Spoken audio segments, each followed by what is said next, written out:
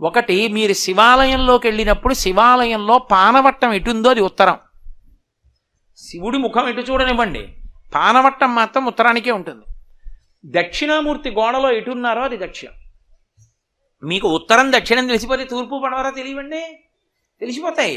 ఇంకా దిగ్భ్రాంతి అని ఒక దిక్కు తెలిస్తే చాలు, 3 తెలుస్తాయి.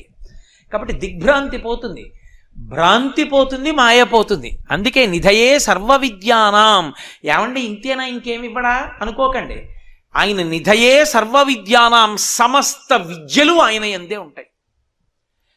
నాట్యం కావాలా ఆయనే, వీణ కావాలా ఆయనే. అందుకే శ్రీశైలం ప్రారంభంలోనే వీణ వాయిస్తూ ఉంటారు.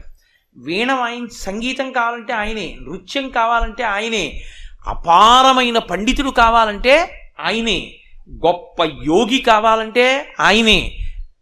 అసలు మీకు ఇంకా నేను గమ్మత్తు చెప్పాలంటే, పెళ్ళి కాక ముందు కానీ పెళ్ళైన తర్వాత కానీ ఎవరైనా ఆడదానికి రోజు దక్షిణామూర్తిని సేవించే లక్షణం ఉంటే ఆవిడ కడుపున జగద్గురువులు పుట్టినా ఆశ్చర్యం లేదు.